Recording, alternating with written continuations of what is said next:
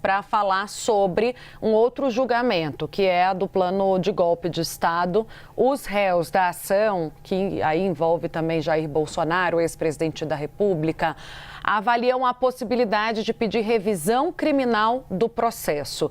Ontem a gente deu breaking news com a Luísa sobre o início do cumprimento da pena pelo Mauro Cid, que teve a pena mais reduzida dentre todos eles do Núcleo 1, e a previsão que a Luísa trouxe do Alexandre de Moraes avançar rápido com a determinação de cumprimento de pena depois da análise dos recursos dos demais. Quais são as chances reais, Luísa, dessa reversão ocorrer? São baixas, né? Mas as defesas estão atuando com as ferramentas que têm. Como você disse, está na fase ainda vai começar, né? Na verdade, o julgamento dos recursos das defesas dos condenados pela trama golpista, exceto Mauro Cid, que já teve ontem, como a gente trouxe aqui em Breaking News, o determinado início do cumprimento da pena. Os demais réus ainda estão aguardando, né, o resultado do julgamento desses recursos para ter, né, essa resposta por parte da primeira turma do Supremo. E as defesas sabem que é muito difícil que esses chamados embargos de declaração convertam uma condenação em absolvição. E aí, com isso, já tem tentado ali uma espécie de modo redução de danos, né? No próprio recurso, nos recursos, né? As defesas pediram, por exemplo, diminuição das penas, tentaram insistir naquela tese de que golpe de Estado e tentativa de abolição violenta do Estado Democrático de Direito devem contar como um crime só, mas sem muita expectativa de que isso tenha um resultado favorável para eles nesse julgamento da primeira turma. Diante disso, Tainá, o que acontece? As defesas já começaram a articular internamente uma outra estratégia, né? Sabem ali que a decretação da prisão definitiva, a expedição do mandado de prisão definitiva é uma questão de tempo e já começam a discutir a apresentação de uma revisão criminal.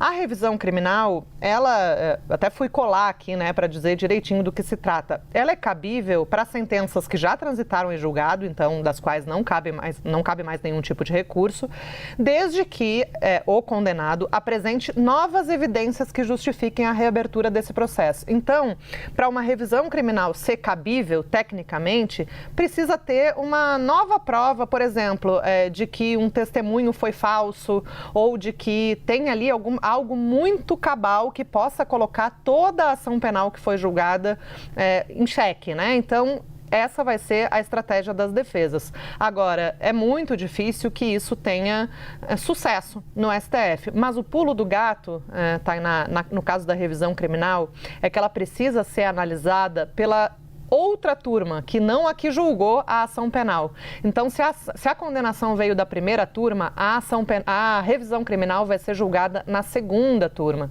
E aí as defesas têm um pouco mais de esperança, porque a segunda turma reúne, por exemplo, os ministros que foram indicados pelo ex-presidente Jair Bolsonaro, como é o caso de Nunes Marques e André Mendonça, e também com aquela dúvida sobre a participação ou não do ministro Luiz Fux nessa revisão criminal, uma vez que ele participou na primeira turma ainda do julgamento inicial, né? Então, existe essa esperança por parte das defesas de que a revisão criminal possa acabar caindo nas mãos ali de um colegiado que tende a ser mais favorável ao ex-presidente, mas nem sempre.